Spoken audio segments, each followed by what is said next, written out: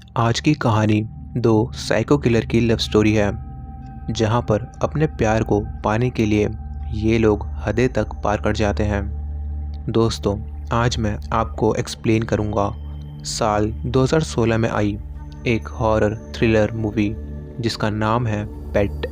इस मूवी की IMDb rating है 5.7 आउट ऑफ 10। लेकिन एक्सप्लेनेशन से पहले, अगर आप इस चैनल पर नए हैं तो चैनल को सब्सक्राइब करके बेल आइकन ऑल पर कर दें ताकि आप ऐसे इंटरेस्टिंग वीडियोस मिस ना करें। और अगर आपको ये वीडियो पसंद आती है तो लाइक करना ना भूलें। तो चलिए अब बिना देर किए चलते हैं सीधा एक्सप्लेनेशन की तरफ। 5, 4, 3, 2, 1, 0। तो मूवी की शुरुआत होती है सेथ को दिखाते हुए, जो कि अकेले रहता था। उसकी कोई फैमिली नहीं थी और ना ही उसका कोई दोस्त था। सेथ एक एनिमल कंट्रोल डिपार्टमेंट में काम किया करता था, जहाँ के जानवर ही उसके दोस्त थे। ऐसे ही एक दिन वो अपना काम करके घर जा रहा था, जहाँ उसे बस में एक लड़की दिखती है जो पहले उसके साथ कॉलेज में पढ़ती थी। सेथ उसके पास जाता है और उसे हेलो बोलता है, लेकिन वो लड़की उसे पहचानने से मना कर देती है। यहाँ हमें पता चलता है कि इस लड़की का नाम हॉली है। खैर, सेथ कहता है कि हम दोनों सेम क्लास में पढ़ते थे, लेकिन हॉली को सेथ बिल्कुल याद नहीं था। यहीं पर सेथ हॉली के हाथ में एक डायरी को नोटिस करता है, जिस पर हॉली बताती है कि वो रोज़ इसमें डेली रूटीन और अपनी फीलिंग्स लिखती है। खैर, यहाँ पर सेथ हॉली को पसंद करने लग गया था, इसलिए वो उसे कॉफ़ी पर चलने के लिए पूछता है, लेकिन हॉली मना कर देती है और बताती है कि वो एक रेस्टोरेंट में काम करती है, जहाँ उसे अभी बहुत सारा काम है और उसका एक बॉयफ्रेंड भी है, एरिक, जिसे ये सब पसंद नहीं। इसके बाद हॉली का स्टॉप आ जाता है और वो सेथ की बात सुने बिना वहाँ से चली जाती है। ये सब सुनकर सेथ काफ़ी निराश हो जाता है, जिसके बाद घर आकर वो सोशल मीडिया पर हॉली के पर्सनल इन्फॉर्मेशन निकालता है। अगली सुबह वो अपने कोवर्कर और वहाँ के सिक्योरिटी गार्ड नेट से पूछता है कि कैसे किसी लड़की को इम्प्रेस किया जा सकता है, जिस पर नेट उसे बताता है कि लड़कियों को सरप्राइजेस बहुत पसंद है, इसलिए उसे कोई सरप्राइज़ दो, जैसे कि फ्लावर्स।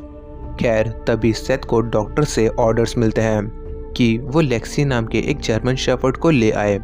यहाँ हमें पता चलता है कि सेथ को लेक्सी से काफ़ी ज़्यादा लगाव था। वो उससे अपना दोस्त मानता था, लेकिन यहाँ पर डॉक्टर लेक्सी को इंजेक्शन देकर मारने वाले थे, क्योंकि वो काफ़ी टाइम से बीमार थी, जिस वजह से एनिमल कंट्रोल का खर्चा भी बढ़ रहा था।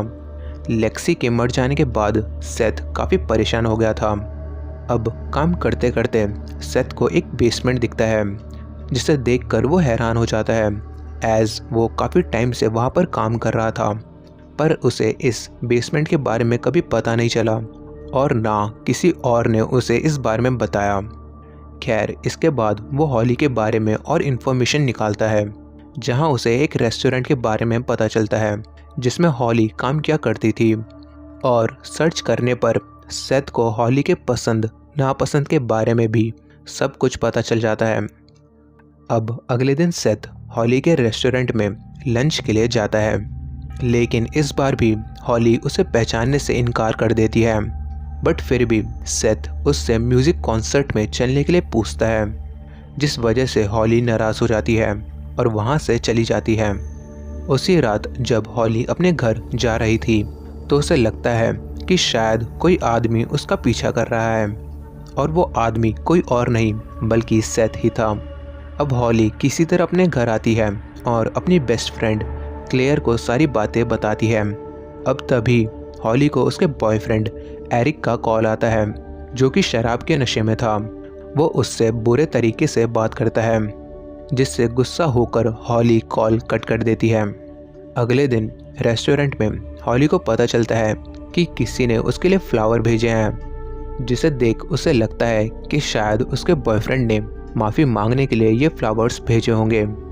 इसलिए वो उसी शाम अपने बॉयफ्रेंड से मिलती है और उससे पूछती है, लेकिन एरिक साफ मना कर देता है कि उसने ये फ्लावर्स नहीं भेजे। यहाँ हम सेथ को भी देखते हैं, जो कि पूरे टाइम हॉली का पीछा कर रहा था। मौके का फ़ायदा उठाकर वो एक बार फिर से हॉली को डेट पर चलने के लिए पूछता है और वो ये भी बताता है कि उसने ही वो फ्लावर्स हॉली को भेजे थे। इस बात को सुनकर हॉली और उसके बॉयफ्रेंड एरिक को बहुत गुस्सा आता है और वो सेथ को बुरी तरह मारता है और वहाँ से चला जाता है। लेकिन इसी दौरान सेथ को हॉली की डायरी मिल जाती है, जो कि स्टार्टिंग में उसने देखी थी। वो घर आकर डायरी को पढ़ने लगता है, जिसे पढ़कर उसे हॉली के बारे में काफ़ी कुछ पता चल जाता है और एक सीक्रेट भी, जो कि हमें मूवी के एंड में पता चलेगी। अब अगले दिन सेथ उस बेसमेंट में जाता है और इंटरनेट के हेल्प से एक केज तैयार करता है एंड अपने ऑफिस से जानवरों को पैरालाइज करने वाला इंजेक्शन भी चुरा लेता है, जिसके बाद वो उसी इंजेक्शन को पहले खुद पर टेस्ट करता है। इंजेक्शन लगाते ही कुछ देर में उसकी पूरी बॉडी पैरालाइज हो जाती है।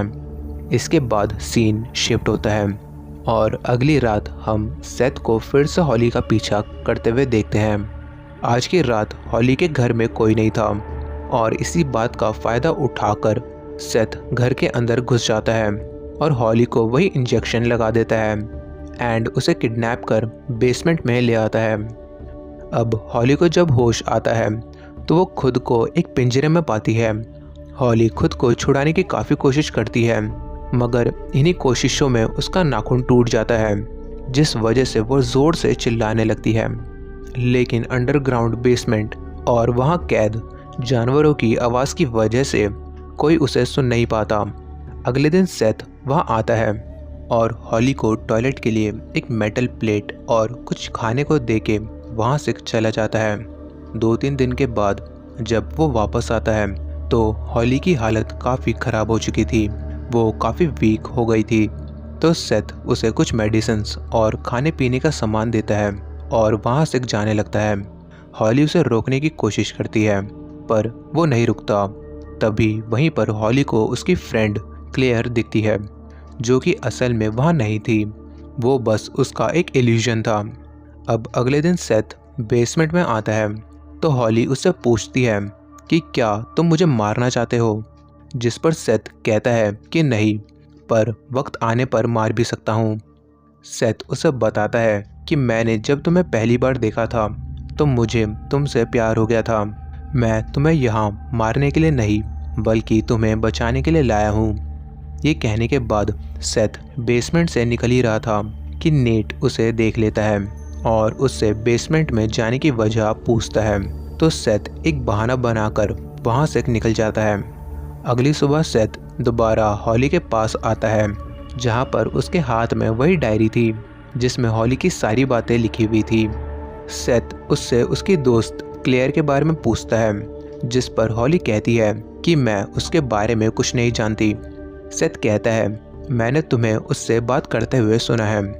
सेथ उससे पूछता है कि क्या वो यहाँ पर है, जिस पर हॉली कहती है नहीं।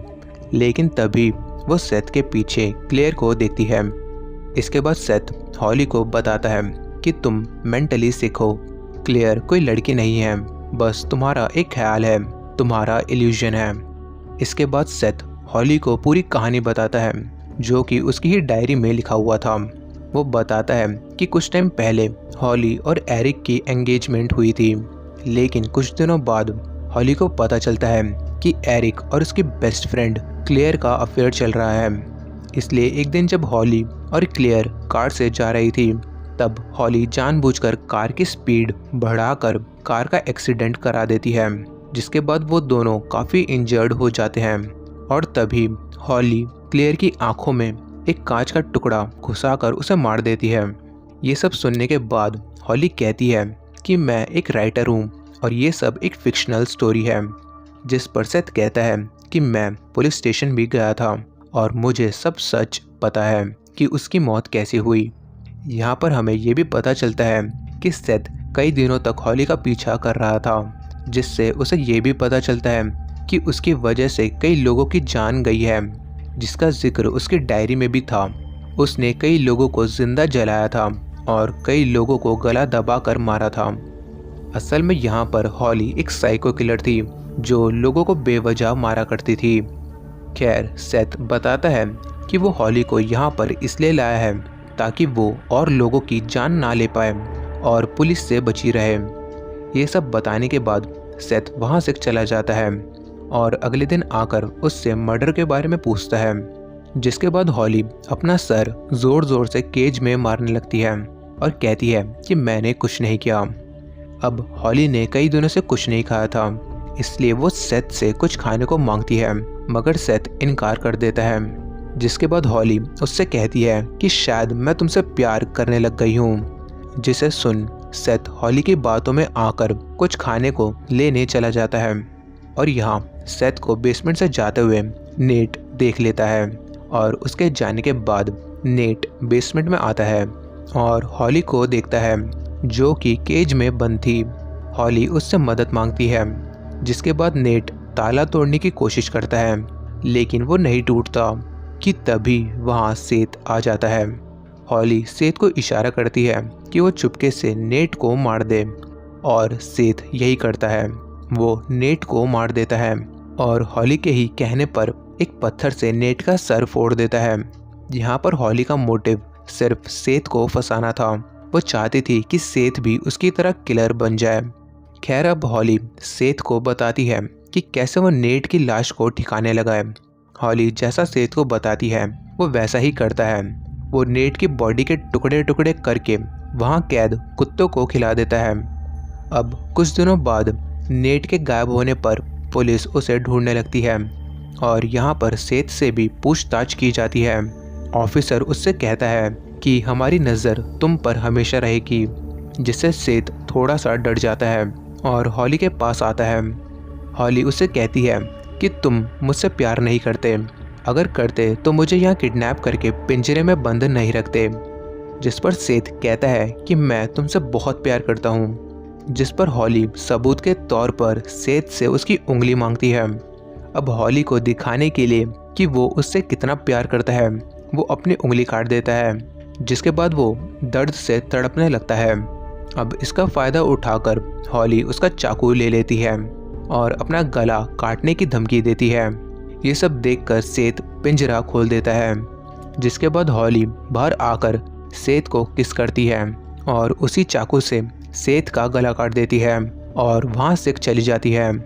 अब सीन शिफ्ट होता है और हम हॉली और एरिक को देखते हैं, जहाँ एरिक अभी भी हॉली को चीट कर रहा था और ये देखकर हॉली उसे मारने की सोचती है पर उसे मार नहीं पाती। इसके बाद हॉली एक वेयरहाउस में जाती है, जहाँ पर एक केज में अब सेथ बंद था, जिसकी बहुत ही बुरी हालत हो रखी थी। और इसी के साथ ये मूवी यहीं पर ख़त्म होती है। तो दोस्तों, ये थी पेट मूवी की कंप्लीट एक्सप्लेनेशन, जहाँ पर ये दोनों सेथ और हॉली एक साइको किलर थे। हॉली जो कि अपने प्यार एरिक के लिए दूसरों को मारा करती थी और दूसरी तरफ सेथ जो कि अपने प्यार को पाने के लिए सारी हदें तक पार करने के लिए तैयार था। तो उम्मीद करता हूँ आपको ये एक्सप्लेनेशन पसंद आया होगा। मैं मिलता हूँ आपसे अगली एक्सप्लेनेशन के साथ। तब तक आप ये 2 एक्सप्लेनेशंस भी देख सकते हैं, जिनकी स्टोरी काफ़ी इंटरेस्टिंग है। मैं मिलता हूँ आपसे अगली वीडियो के साथ।